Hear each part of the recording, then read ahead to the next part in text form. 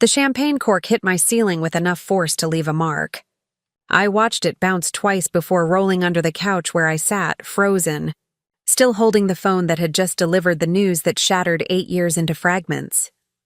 "Come on. Diana, say something." My best friend Lauren's voice crackled through the speaker.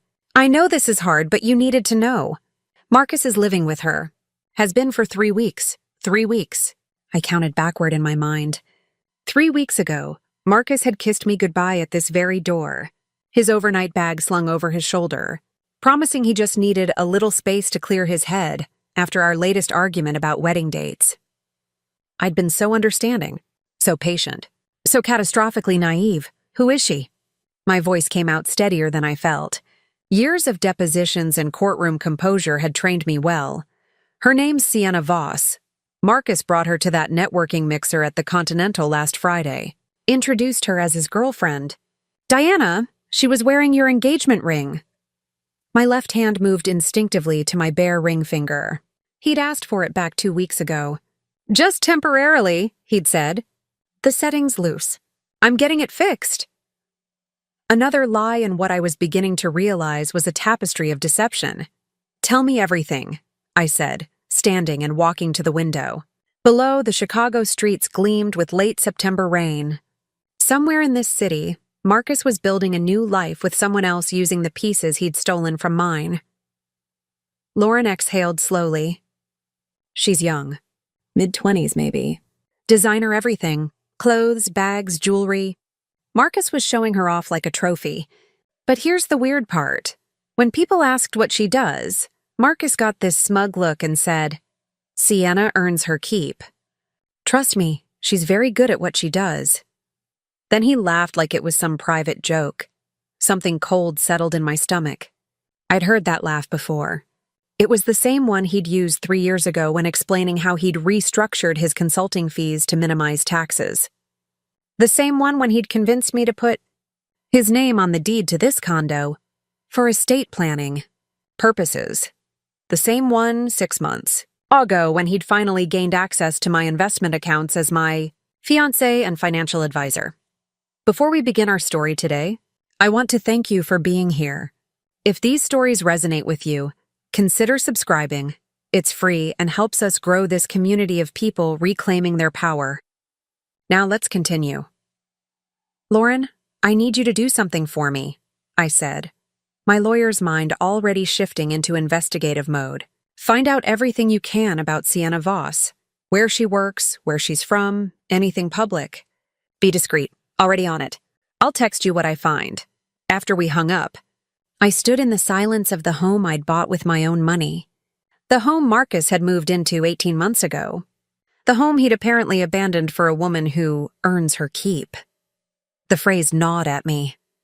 There was something deliberately cryptic about it. Something that made my forensic accounting instincts flare to life.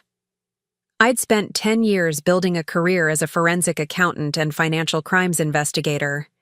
I specialized in uncovering hidden assets, tracing money through shell companies, and following paper trails that people desperately wanted to stay buried.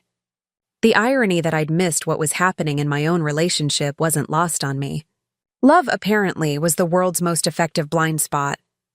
My phone buzzed. Lauren, true to her word, had already sent a preliminary report. Sienna Voss, 27, no LinkedIn, no professional presence online. Social media is private, but profile pic matches. Lives in Marcus's new place, that luxury building in River North you mentioned he was consulting for. No visible employment history. But Diana, her Instagram aesthetic is high-end. We're talking Chanel, Hermes, Cartier. Either she's old money or something else is funding that lifestyle. I opened my laptop, fingers moving automatically to the secure portal I used for work. Force of habit made me check Marcus's name in our shared financial documents. As my fiancé and the person managing my investment portfolio, he had legitimate access.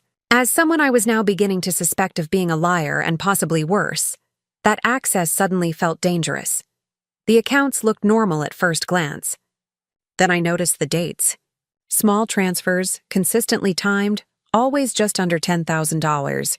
the reporting threshold that would trigger automatic scrutiny. My blood ran cold. I'd taught Marcus about structuring transactions. We'd discussed it academically, in the context of catching criminals who used that exact technique to avoid detection. I pulled up 6 months of statements, and the pattern became clearer. Money moving from my investment accounts into what appeared to be legitimate business expenses for Marcus's consulting firm. Except I now noticed the receiving accounts had names I didn't recognize. Shell companies, possibly. I'd need access to more records to be sure. My phone rang. Marcus. The timing was almost comical. Diana. Hey. His voice had that casual warmth he used when he wanted something. Just checking in. How are you? Checking in, I repeated slowly. That's interesting timing, Marcus. I just heard some fascinating news. A pause. Too long, yeah? What's that? That you've been introducing someone named Sienna as your girlfriend. While wearing my engagement ring on her finger. The silence stretched between us like a chasm. I could almost hear him calculating, deciding which version of the truth to deploy. Look, Diana, I was going to tell you. When? After the wedding you kept postponing? After you'd finished whatever financial restructuring you've been doing with my money? What are you talking about? His voice sharpened. Your money is fine. I've been managing your portfolio exactly as we agreed. Then you won't mind if I have my colleague review the accounts? Full audit. Professional courtesy. Another pause. This one felt different. Dangerous. That's not necessary, Marcus said carefully. But if you want to be petty about this, go ahead. You'll see everything is completely legitimate. Unlike you, some of us aren't obsessed with treating everyone like criminals. Just the ones who are, I replied softly. I'll have those documents to you by morning. Oh, and Marcus, I'll need full accounting of where every transferred dollar went. Client names, business purposes, the usual. Shouldn't be a problem if everything's legitimate. I hung up before he could respond, my heart hammering but my hands steady. I'd just declared war and we both knew it. My laptop screen glowed in the darkening room as I began pulling files. Everything I needed was already organized. I'd always kept meticulous records, a habit that had served me well in my career. Now it might save me from financial ruin. The numbers told a story once I knew to look for it. Over the past 6 months, approximately $340,000 had moved from my investment accounts into various business entities. The transfers were legal on their surface. I'd signed the documents authorizing Marcus to make investment decisions.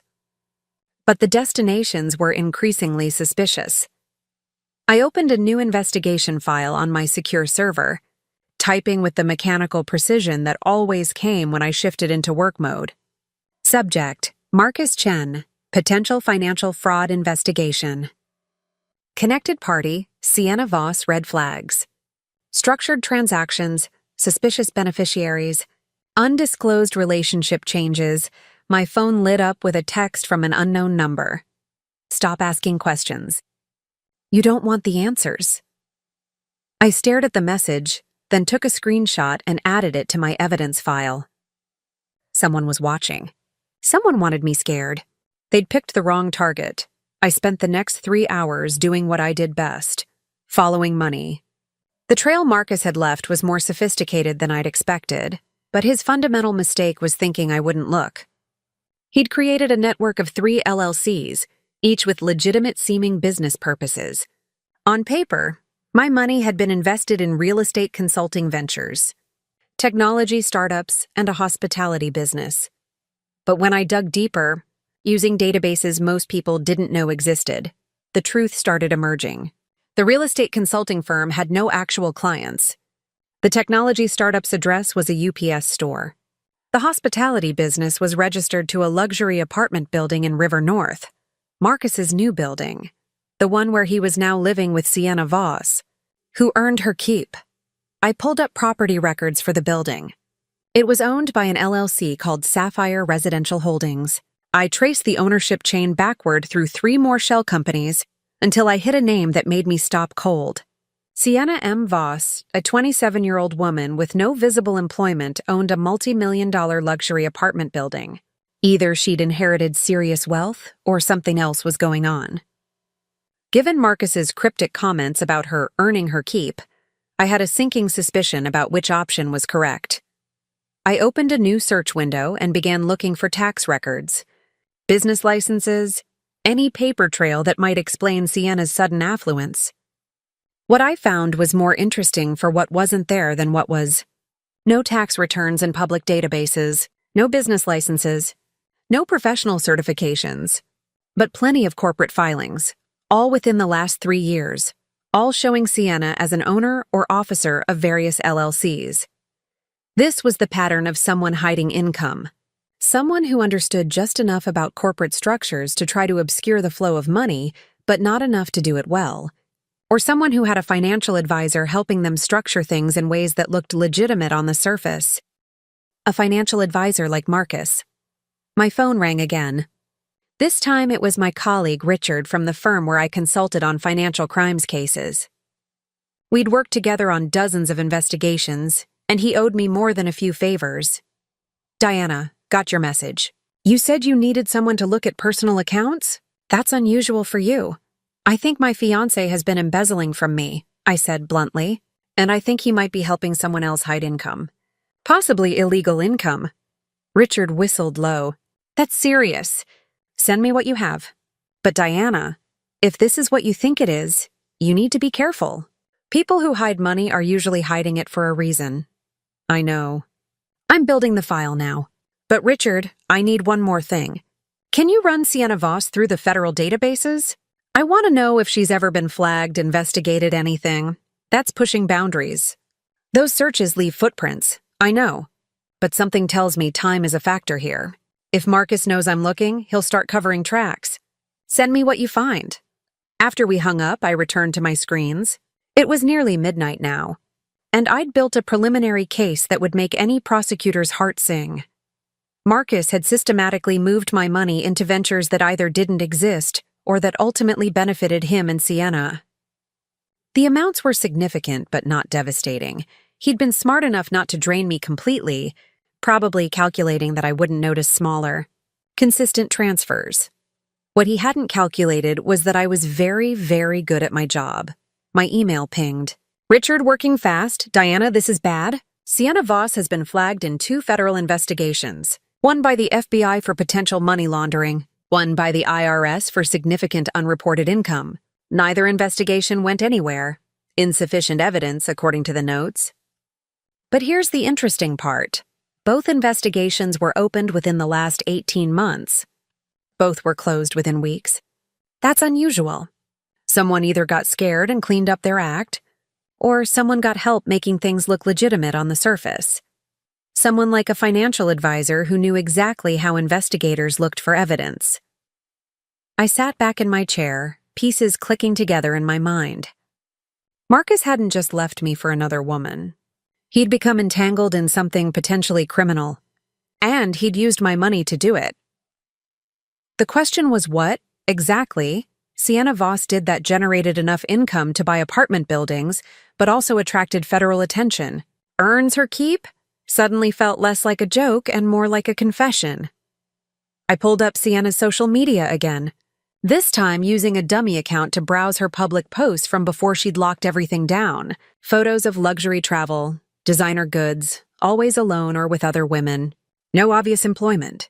No mention of jobs or clients. But comments from other accounts were illuminating. "You're killing it.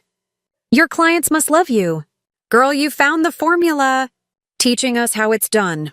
The comments had the vague, supportive tone of people who knew what she did but weren't saying it explicitly. I screenshotted everything, adding it to my growing file.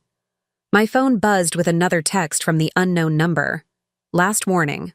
Drop this. You're out of your depth." I smiled grimly and typed back, "Try me."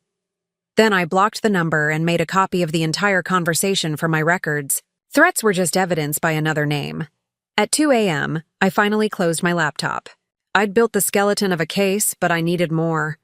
I needed to understand exactly what Sienna did, how Marcus was involved, and how much of my money was now tangled up in whatever illegal enterprise they were running. I also needed to protect myself. If Marcus realized I was onto him, He might accelerate whatever endgame he had planned. I needed to move my remaining assets somewhere he couldn't reach them. The next morning, I woke to sunshine streaming through my windows and a sense of cold determination I recognized from my most complex cases. I dressed carefully, navy suit, heels, the armor of professional competence. Then I made 3 calls. The first was to my bank, moving all remaining accessible funds into new accounts Marcus couldn't touch. The second was to my lawyer, initiating proceedings to remove Marcus from any legal access to my assets. The third was to Richard, authorizing him to begin a full forensic investigation. "How far do you want me to go?" Richard asked, all the way. "I want to know what Sienna does, how Marcus is helping her, where my money went, and what laws have been broken." "And Richard?" "I want enough evidence to bury them both." "You've got it.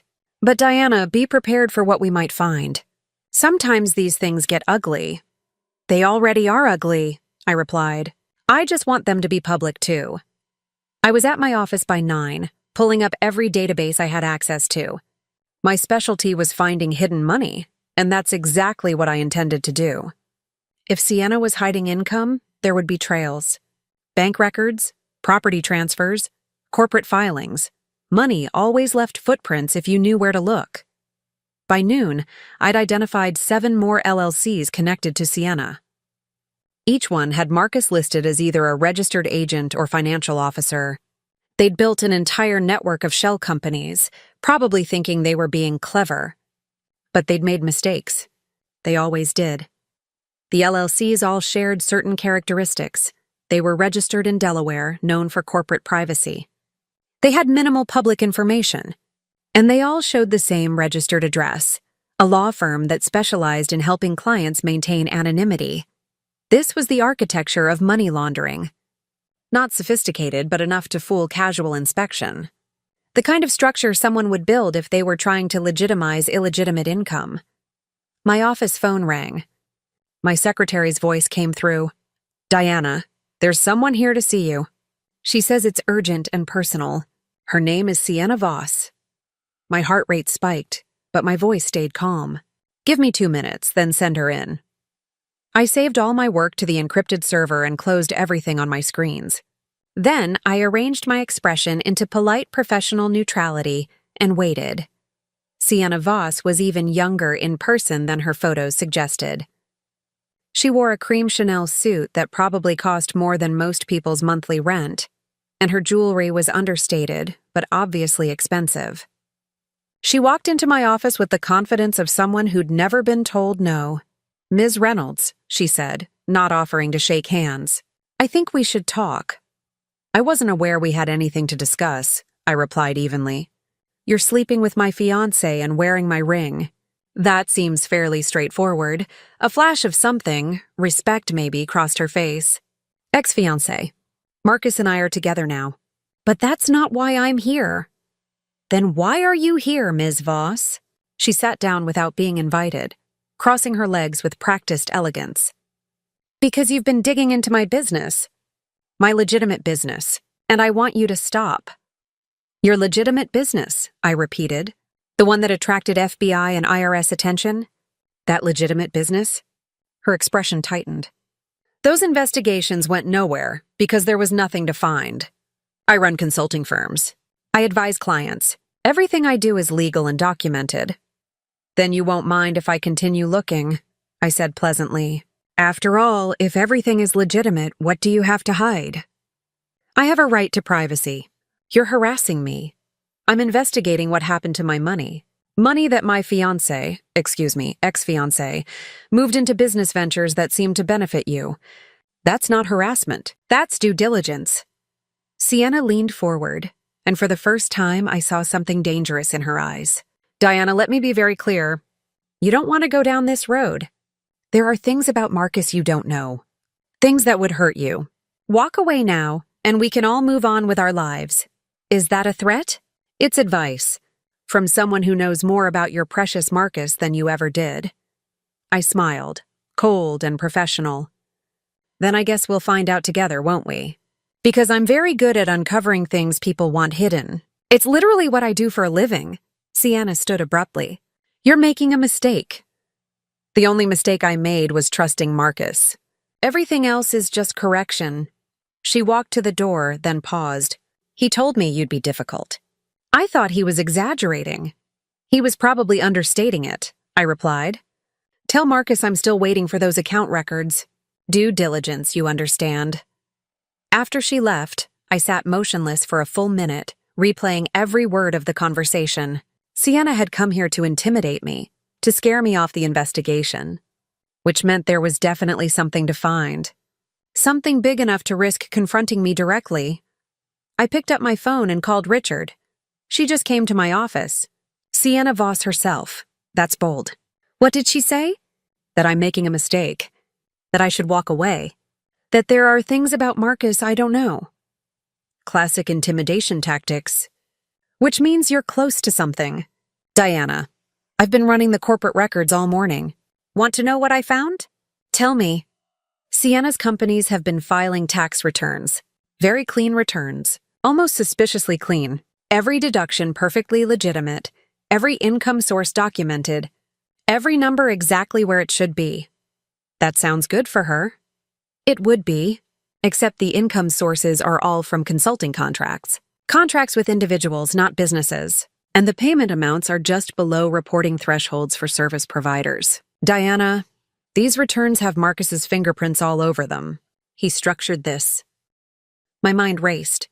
So Sienna's receiving payments from individuals, calling them consulting fees, and staying just below amounts that would require additional reporting. And Marcus is helping her make it look legitimate. That's what it looks like. But here's the question. What consulting services require cash payments from individuals in amounts large enough to buy apartment buildings? We both fell silent as the implications settled between us. Richard, I need you to pull every contract you can find. Every client name, every payment record. If Sienna is running what I think she's running, you want to be very sure before you make that accusation, Richard finished. I'm on it. But Diana, if this is what we both think it is, you need to be careful. These kinds of operations don't like attention. I'm always careful, I said. Now I'm also motivated. The rest of the day was a blur of documents, databases, and digital trails.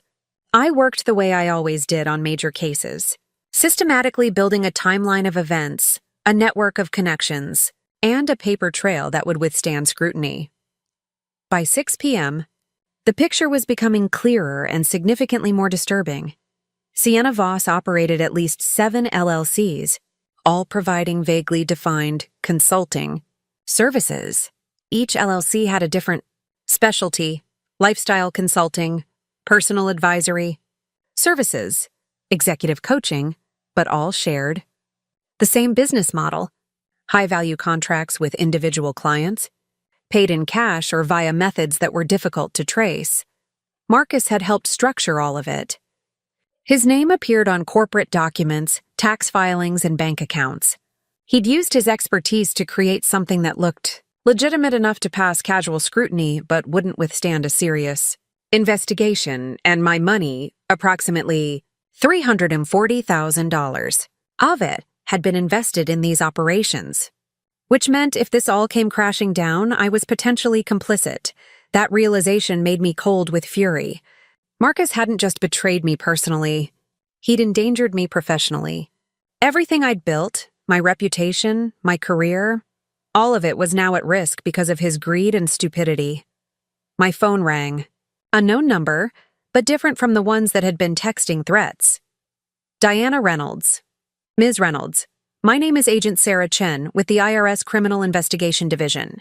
I'd like to meet with you regarding Marcus Chen and Sienna Voss. My blood ran cold. The IRS didn't call unless they already had significant evidence of wrongdoing. I'm listening. Not over the phone. Can you come to our offices tomorrow morning? 9 a.m.? I'll be there. Ms. Reynolds, don't contact Marcus or Ms. Voss about this call. This is an active investigation. She hung up before I could respond. I sat in the silence of my office as the autumn light faded outside my windows. The IRS was investigating, which meant my suspicions were correct, which meant Marcus and Sienna were in serious trouble, and which meant I needed to extract myself from this situation immediately. But as I began organizing my evidence for tomorrow's meeting, a darker thought occurred to me. If the IRS was investigating, they might already know about the money Marcus had moved from my accounts. They might think I was involved. I might not just be a victim. I might be a suspect. I pulled up my phone and called the one person I knew who could help with this kind of situation. Patricia Morrison, a criminal defense attorney I'd worked with on several major cases. Diana, how are you? I need a lawyer, Patricia. IRS Criminal Investigation wants to meet with me tomorrow about my fiancé. I think he's been running some kind of illegal operation, and he's used my money to do it.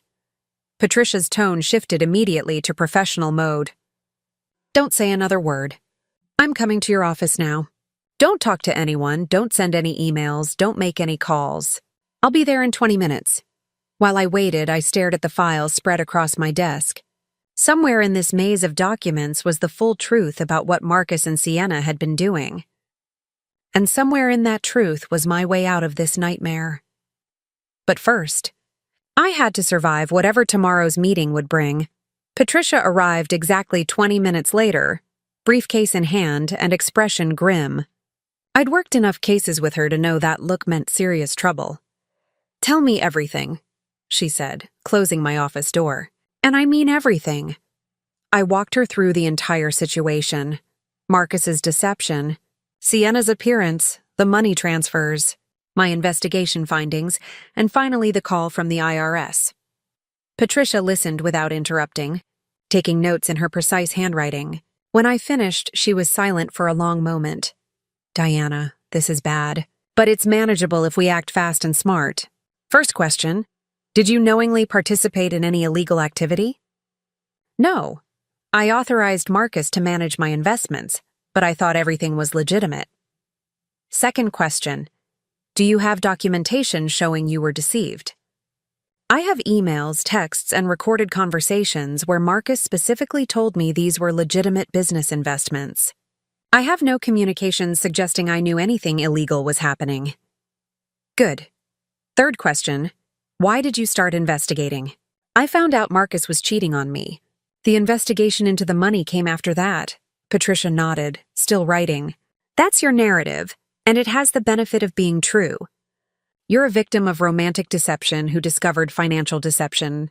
You then used your professional skills to investigate, and you're now cooperating fully with authorities. That's defensible. What do I tell the IRS tomorrow?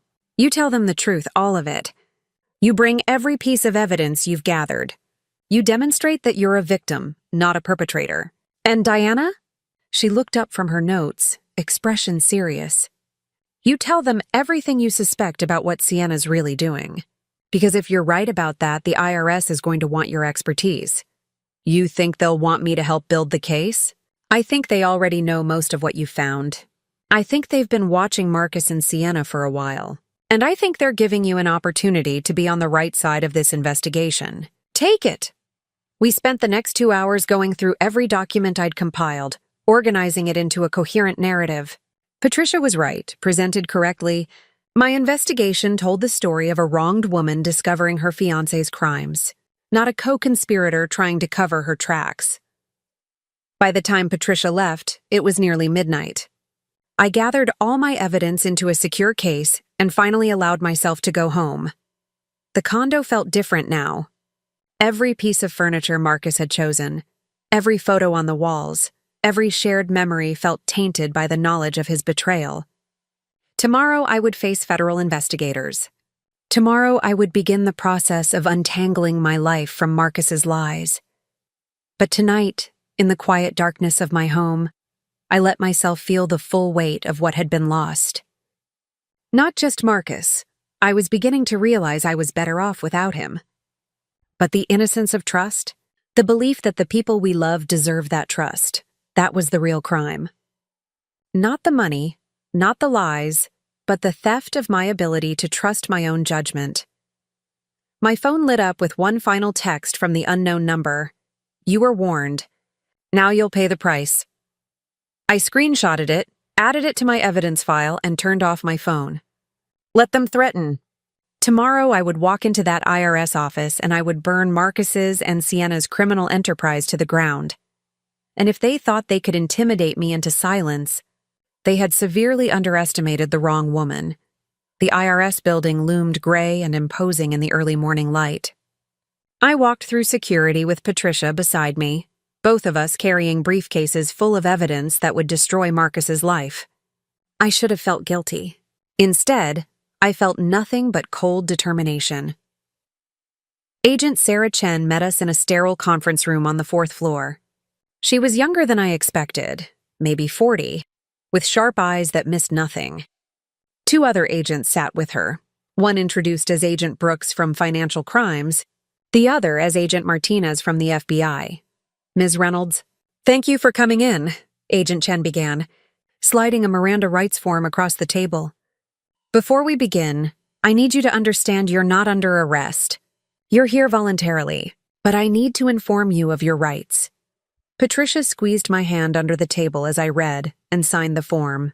This was it, the moment that would determine whether I was a victim or an accomplice. Ms. Reynolds? Agent Martinez spoke now, his voice carefully neutral. How long have you known about Sienna Voss's escort service? The word hung in the air like a bomb. Escort service. So that's what earns her keep meant. That's what the FBI had been investigating. That's why Sienna's income came from individual clients in amounts just below reporting thresholds. I suspected as of yesterday, I said honestly, but I didn't have confirmation until you just said it. Agent Chen opened a folder and pulled out surveillance photos. Sienna entering luxury hotels. Sienna with various men. Sienna in expensive restaurants, always with different companions. Ms. Voss operates a high-end escort service, Agent Chen explained. We estimate she's been earning between $2 and $3 million annually for the past 3 years. All of it unreported income. Your fiancé, Marcus Chen, has been helping her structure the money to avoid detection. Ex-fiancé, I corrected automatically. I broke up with him 2 days ago when I discovered he'd been living with her. Did you know he was helping her launder money from illegal activities? No. I thought my money was being invested in legitimate business ventures. Marcus had my authorization to manage my investments. I trusted him. Patricia placed a hand on my arm, a silent reminder to stay calm and factual. Ms. Reynolds, Agent Brooks leaned forward. You're a forensic accountant, one of the best in Chicago. You specialize in uncovering exactly this type of financial crime. Are you telling us you had no idea what your own fiancé was doing with your money? Love is a blind spot, I said quietly. I didn't think to investigate him because I trusted him. That was my mistake. Agent Chen's expression softened slightly. When did you first become suspicious? When I found out he was cheating. I started looking into the woman he'd left me for, and the numbers didn't make sense. A 27-year-old with no visible employment owning multiple properties. That triggered my professional instincts. And what did you find? Martinez asked. I opened my briefcase and pulled out the organized files Patricia and I had prepared. Everything. The shell companies. The structured transactions. The tax returns that were too clean. The corporate network designed to obscure the source of income. It's all here. I spent the next hour walking them through my investigation, explaining each document, each connection, each red flag I'd identified. The agents took notes, occasionally asking clarifying questions, but mostly they just listened. This is impressive work, Agent Chen finally said. You built in 48 hours what took us 6 months to compile? I had motivation, I replied, and access to Marcus's records through our shared accounts. Ms. Reynolds, I'm going to be direct with you, Martinez said. We've been investigating Sienna Voss for 18 months. She's smart, careful, and she's had help staying ahead of us. Every time we got close, something would tip her off and she'd adjust. We now believe that someone was Marcus. He would have known exactly what to look for, I agreed. He knew I consulted on financial crimes cases. He knew how investigators think, what patterns we look for. He could have taught Sienna how to avoid detection. The problem is, Agent Brooks interjected, some of the money she's laundering isn't just from her escort service. We believe she's also moving money for her clients, high-level executives, politicians, people who need discretion. That makes this a much bigger case than simple tax evasion. Patricia shifted beside me. What exactly are you asking my client to do? The three agents exchanged glances. Agent Chen spoke first. We want Diana to help us build an airtight case. We have enough to arrest them both. But we need your expertise to trace every dollar, document every transaction, and build something that will withstand the best defense attorney's money can buy. In exchange for what? Patricia asked. Full immunity for Ms. Reynolds regarding any inadvertent participation in the money laundering scheme. A formal statement that she was a victim of fraud. And potentially, if she's interested, a consulting position helping us investigate the secondary clients we've identified. I looked at Patricia, who gave me a small nod. This was the outcome we'd hoped for. I'll do it, I said. On one condition. What's that? Martinez asked. I want to be there when you arrest them. I want to see their faces when they realize everything is over. Agent Chen smiled. A real smile this time, not the professional mask. I think we can arrange that. The next 2 weeks were a blur of depositions, document analysis, and building an investigation that would dismantle everything Marcus and Sienna had created. I worked 16-hour days, driven by a combination of professional pride and personal vengeance. The deeper I dug, the worse it got. Sienna's escort service was just the foundation. She'd leveraged her relationships with wealthy clients to become a facilitator of illegal financial transactions. Politicians hiding bribes, executives concealing insider trading profits, even a few celebrities moving money to avoid taxes, and Marcus had orchestrated all of it, using his expertise to create a system that looked legitimate enough to avoid casual scrutiny. He'd been brilliant and utterly criminal. The evidence I compiled was devastating. Every transaction traced, every shell company exposed, every client identified. By the time I finished, we had a case that could take down not just Marcus and Sienna, but a network of wealthy criminals who'd thought they were untouchable. This is exceptional work, Agent Chen told me during one of our daily meetings. You're seeing patterns we missed. You're making connections we didn't know existed. I know how criminals think, I replied. I've been chasing them for 10 years. The difference is this time it's personal. On a cold October morning, 3 weeks after that first IRS meeting, Agent Chen called me. We're moving today. Can you be at the River North address in 2 hours? I'll be there. I dressed carefully, charcoal suit, heels, the armor of professional victory. Patricia met me outside the building where Marcus and Sienna lived, where my money had helped pay for their luxury. You sure you want to do this? Patricia asked.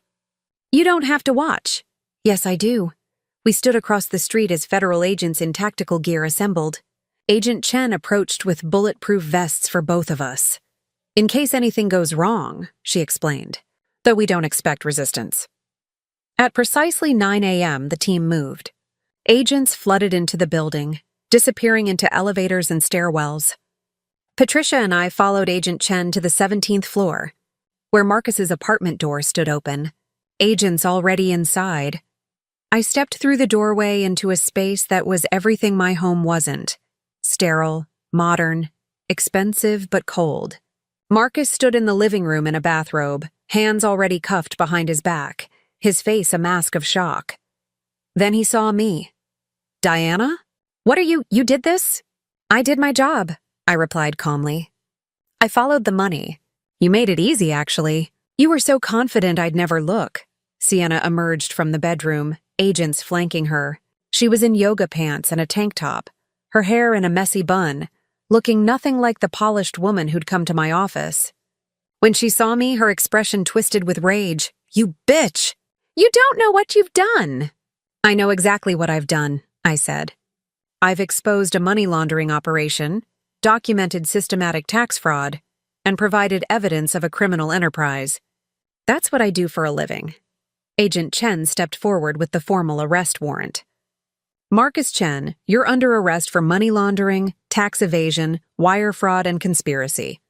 Sienna Voss, you're under arrest for operating an illegal enterprise. Money laundering, tax evasion, and facilitating criminal financial transactions. As they read the full charges, Marcus's face went from shock to gray. The list went on, each charge representing years of potential prison time. "Diana, please," Marcus said, his voice breaking. "You don't understand." "I can explain." "Explain what?" I interrupted. "That you systematically stole from me? That you used my money to help your girlfriend run an escort service and money laundering operation? That you endangered my career and reputation to fund your criminal enterprise? Which part needs explanation, Marcus? I was going to pay you back." Everything was going to be legitimate eventually. "It was never going to be legitimate," Agent Chen said flatly. "You were just getting deeper. We have evidence you were planning to expand operations to 3 more cities. You weren't cleaning up your act. You were scaling up your crimes." As the agents led them both out in handcuffs, Marcus looked back at me one last time. "I loved you, Diana. That was real." "No," I said quietly. "You loved my money. You loved my access. You loved that I was too trusting to question you. But you never loved me."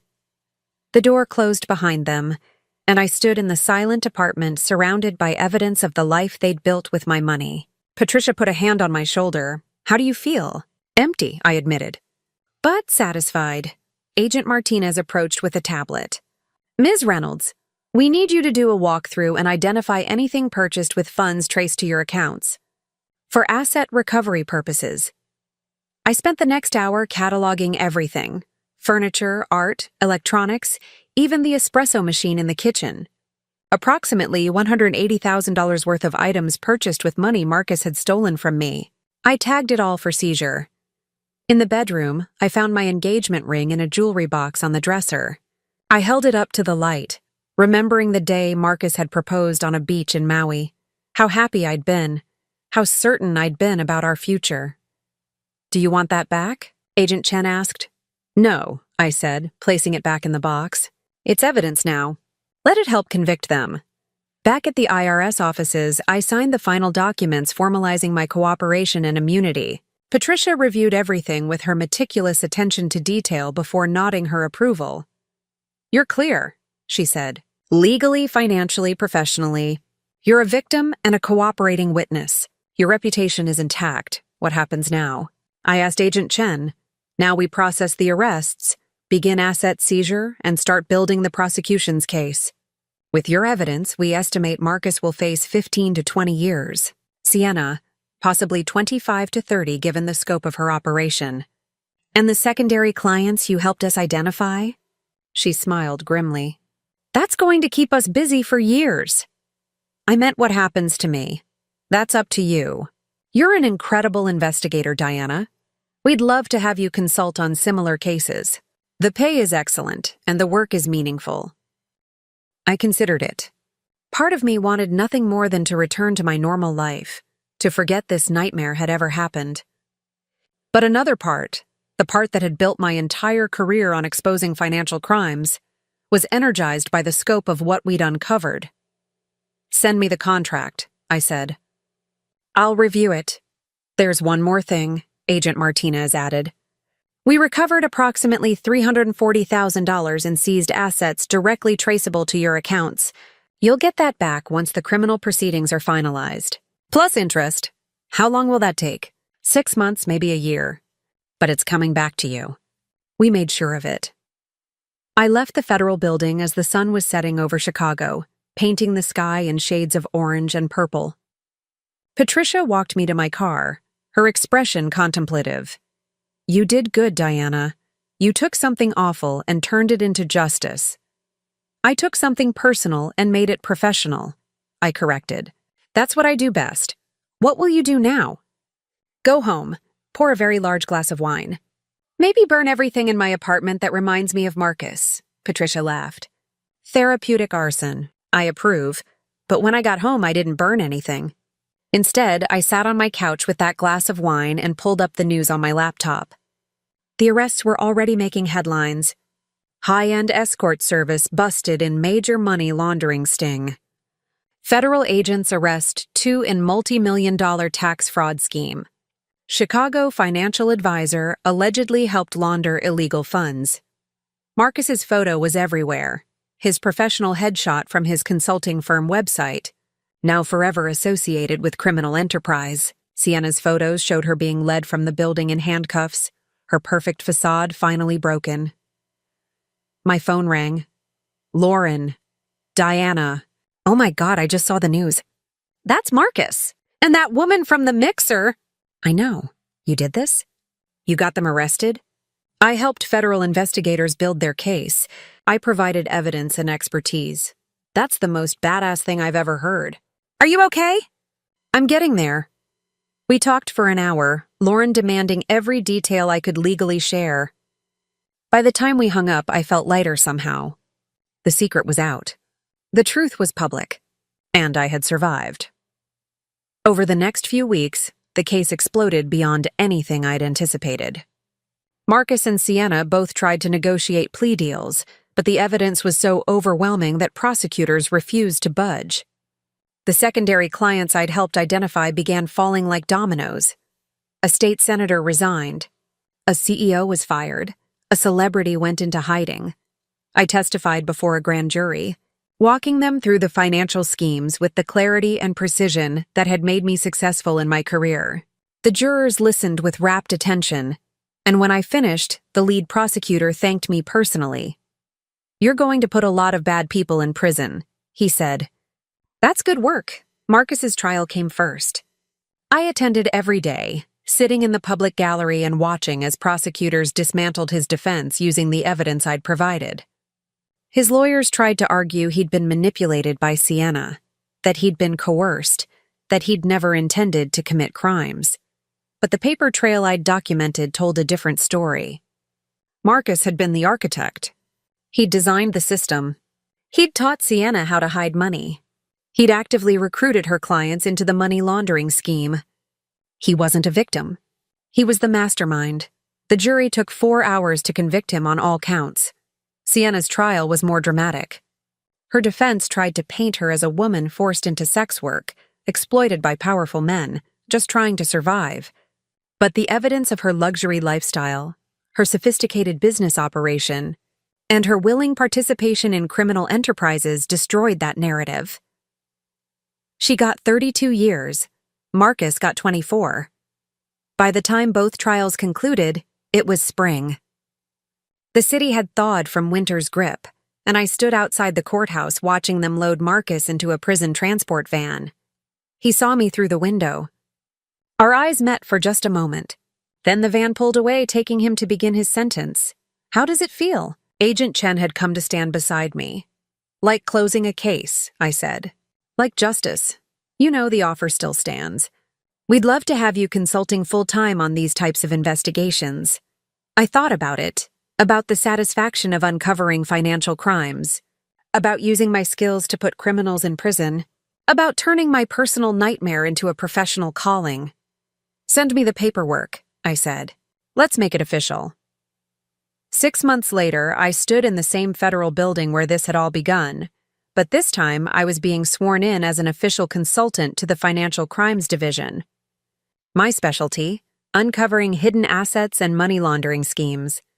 I'd sold the condo, too many memories of Marcus. I'd bought a smaller place in a different neighborhood, decorated entirely by myself with no input from anyone else. It was mine in a way that space had never been. The settlement from the seized assets had finally cleared. $340,000 plus interest, exactly as promised. I'd donated half to organizations that helped victims of financial fraud. The rest sat in accounts that only I controlled, managed by a new financial advisor I'd vetted extensively. My phone buzzed with a text from Lauren. "Drinks tonight to celebrate your new job?" I smiled and typed back, "Absolutely. I'm buying." As I left the building, briefcase full of my first official case files, I thought about the woman I'd been a year ago. Trusting, naive, willing to overlook red flags because I wanted to believe in love. That woman was gone. In her place was someone harder, wiser, and far more careful with her trust. But also someone who had discovered that her greatest skill wasn't just finding hidden money, it was turning betrayal into justice. Marcus had thought I was weak. He'd thought I'd never look, never question, never fight back. He'd been wrong about all of it. My phone rang as I walked to my car. Agent Chen, Diana got a new case for you. Suspected embezzlement by a CFO who's been hiding assets in offshore accounts. Interested? I unlocked my car and slid into the driver's seat, already thinking through the investigation strategy. Send me everything you have, I said. Let's bring them down, because that's what I did now. I found the hidden money. I exposed the lies. I helped put criminals in prison, and I never, ever let anyone take advantage of me again. As I drove through Chicago's downtown streets, past the luxury building where Marcus had lived with Sienna, past the restaurants where they'd spent my money, past all the places that had once caused me pain, I felt nothing but cold satisfaction. They'd thought they could use me, steal from me, destroy me. Instead, I'd destroyed them, and I was just getting started. The end justice served. Criminals convicted. Diana Reynolds rebuilt her life on her own terms, stronger, wiser, and dedicated to ensuring that people like Marcus and Sienna face the consequences of their actions. Some betrayals lead to destruction, others lead to transformation. Up next, you've got 2 more standout stories right on your screen. If this one hit the mark, you won't want to pass these up. Just click and check them out. And don't forget to like, subscribe, and turn on the notification bell so you don't miss any upload from us.